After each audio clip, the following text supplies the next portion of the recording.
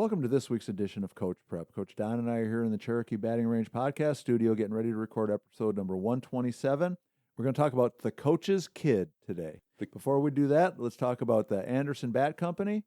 Everything Fast Pitch is very proud to have Anderson Bat Company as our presenting sponsor. Anderson Bat Company is using the latest and greatest bat technology to corner the market in the fast pitch world.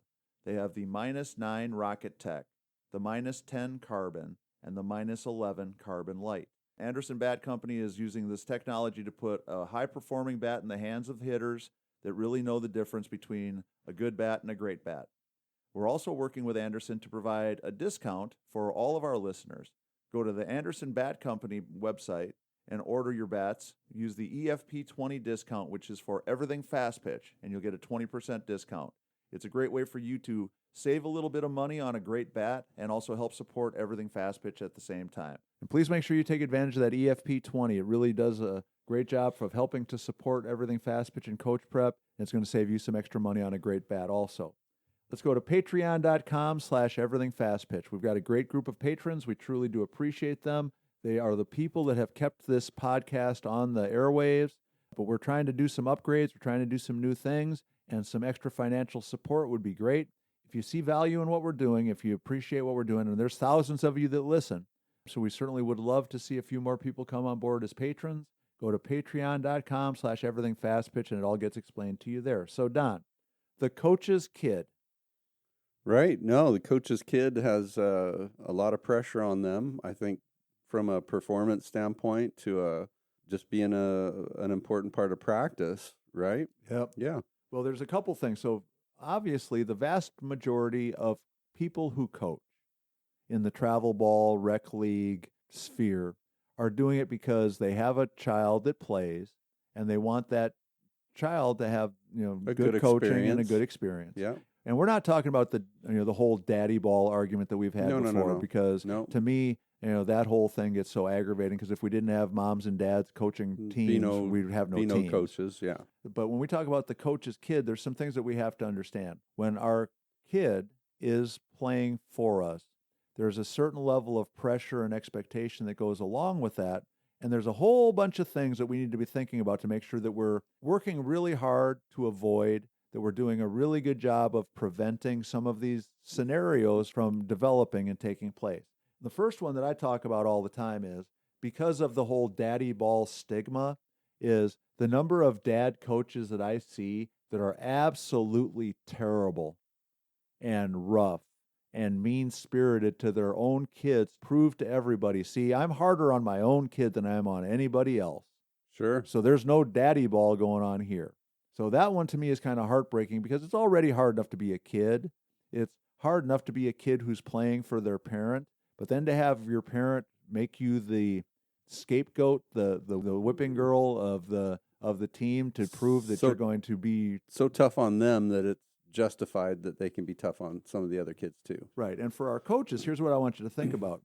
What message does it send to those other kids? So I'm going to be super hard, super rough, super tough on my own kid to prove that I'm going to, not have a favoritism situation. That those kids are sitting back thinking, wow, if he treats his own kid like that, I wonder what's really going on. I wonder what he really wants to say to me, or she really wants to say to me. And I think that's something that we have to... Because obviously they're holding back, because I do make mistakes just like their child. Right. And in some cases, maybe even more mistakes, more serious mistakes. So the whole idea of showing the world that I'm, not favoring my kid by being a jerk to your kid, I think that's a bad idea. And we need to put that one to bed right away. There's other things that we need to be aware of, that when we're organizing our teams and working with our kids within the structure of the team, that we have to always be paying attention to. And we see these kinds of things happen all the time, that we have players who expect that our child knows things, is in the know, overhears things, is aware of things. We have to make sure that if we're having team discussions, if we're talking about decisions within the team, if we're talking about who plays and who doesn't, if we're talking about players' strengths and weaknesses, that we're not including our own child in those discussions. Because just think about the tough spot you're putting your daughter in. That gets tricky. Right. If on the ride home, mom and dad are talking about, I can't believe Sally's so weak. I can't believe Sally's such a terrible player. I can't believe Sally she needs to work on this. She needs to work on that. For your player to be listening to you talking about one of her teammates and overhearing all these things, and then one not sharing it, or feeling like she has to protect you from that player. And I think about this one all the time, Don, and you'll get a chuckle out of this. When Terry and I were coaching at Parkside, and Chuck was with us a lot. Chuck was very young then. He was, 6, 7, 8 years old. And we were riding home from practice one day, and I was just going on a rant about one of the players. I can't believe, she's not working harder. I can't believe she's, going on and on and on. And it was, 5, 10, 15 minutes of me just, ranting and carping to Terry about how, I'm smiling already because Chuck's amazing. And Chuck's in the back seat, sitting in his car seat, and he chimes in the first chance he gets, like, she's doing the best she can. You need to give her a break. And I'm thinking to myself, and that wasn't him, defending one of his teammates. That was him just defending one of the girls on the team that he loved. Right. But then thinking about, he wasn't quite in the same position. But just imagine if, the next time we're on a bus trip someplace and Chuck's in the back playing cards with that player, how hard is it for him not to? You can't believe what my dad said about you on the ride home. Right, but I stuck up for you. Yeah, I stuck up for you, but my dad thinks that your backhand is terrible, or my dad thinks that you're a weak hitter, and so can't if get the bunt down, right? Yep. So that kind of always reminds me of this whole having a filter on what we're saying and how we're handling our team discussions around the kids. Yep. So that's another one, and that's hard to do because they're there often or all the time, right? Yeah. So another one is we have to make sure that our daughter doesn't get turned into like a go-between between me and the messenger. Team. Right. We don't want her to have to be the messenger that's delivering what we really think. We don't want it to be on one level, I'm saying one thing to a player, saying one thing to the team, but then our team is going to our daughter behind the scenes going, yeah, but what's he really mean? What's he really saying? What does he really want? That kind of thing. Because that's a pretty tough place, again, to be putting our child, who's also a teammate, who's also a player on our team, in her relationship with the teammates that she's interacting with. Yeah. Mm-hmm. Okay. Another one is we shouldn't expect our player to be some sort of an assistant coach, and we shouldn't allow our player to think she is. Well, I think we need to be super cautious with that one because it's easy as the coach to tell your daughter to go make sure the different stations get set up, to go make sure the team does their stretching, to make sure the team does whatever it is that's needed next, because then they start to end up being someone that is giving direction all the time. Right. And that could be very resented and frowned upon by the rest of the group, possibly. Right. Yeah. And I think it's just kind of human nature if you, as a coach, if you know your kid knows something, if you've spent enough time working on it at the house that you think, she's really got this drill down pat, in some ways it might feel easier to let her demonstrate it or let her lead it and all those kinds of things. And every once in a while, something like that's probably okay. But if it starts to turn into my kid is an extension of me and she's always like, the next person in the pecking order, the food chain of who's in charge, it puts that player again in a pretty uncomfortable, awkward position, because she's really a teammate, not an assistant coach. And now it's okay to use all the players, I think, if you spread that out, and everybody gets a chance to set up the stations. Everybody gets a chance to demonstrate a drill once in a while. You pick out everybody at different times to lead different things that they're strong at. That's great.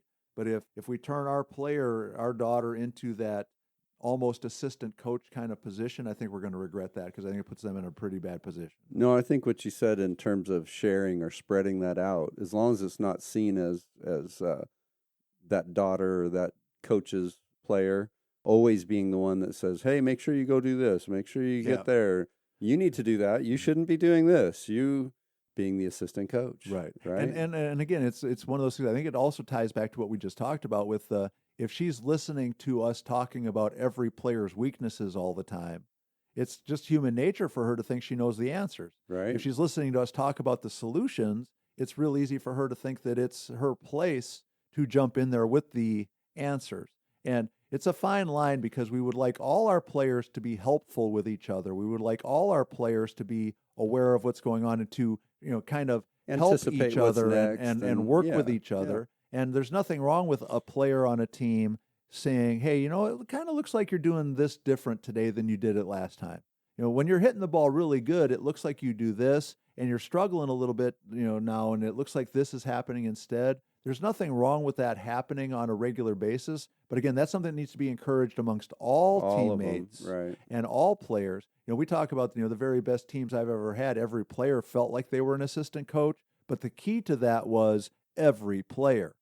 Right. If it's a player, that player is going to get singled out, and they're not going to be very popular for very long. No, and it's just going to be more pressure and more challenging and difficult, especially as time goes on, and people are going to resent it and not want to be a part of it. Right. Yeah. Well, and one of the things that, Terry and I made this choice when Chuck was very young. When he was playing baseball, neither one of us ever coached his baseball team.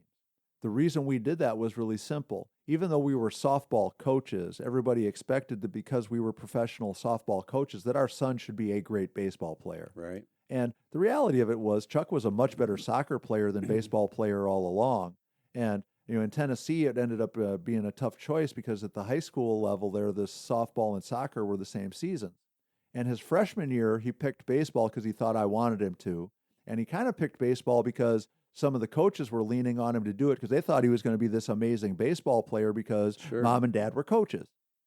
Yep. Well, we had to have the heart-to-heart talks like, dude, you like soccer better. Why are you playing baseball? Well, everybody wants me to because you're a softball coach. They think I'm better at it. Like, well, what do you want to do? Like, well, I like soccer better. Like, well, then play soccer. Right. Okay. But now that's a different kind of a situation, but it was kind of the same thing, that the pressure on him to choose baseball and to be great at it because we were coaches was a pretty heavy load to carry. And again, can you imagine if everybody expects you to be great because your dad's the coach and then you're not great that day? It's already tough. It's already hard. Yeah. And so now, and the last thing, and this is something that every player, I think, has to be aware of, and coaches we need to be aware of when we're looking at how our players are interacting with their teammates.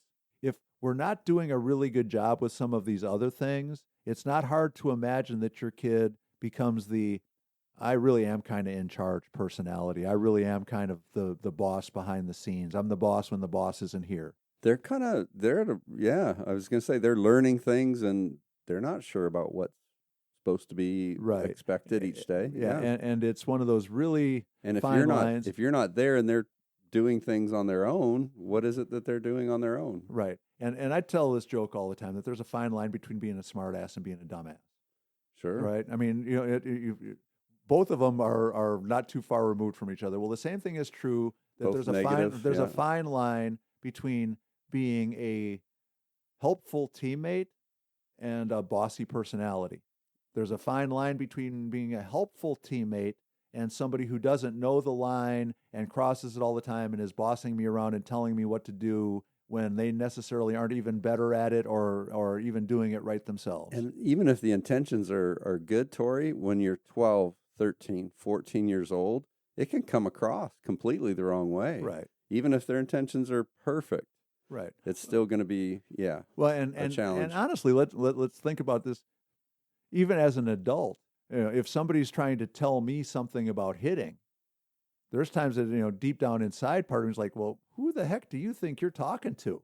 Right. Who do you think you are telling me this? And unfortunately, I've gotten to the point now in my life where I'm smart enough to know that there's a lot of people who know a lot of stuff. So I try to listen to everybody, but I'm 61. Yep. Right. When I was 16, if I thought I was right, it didn't matter who thought they were going to help me do it better. I was going to resist and fight back and get angry about it. And so, so we just have to keep all these things in perspective, and because we know the vast majority of you coaches are coaching because you want to coach your child.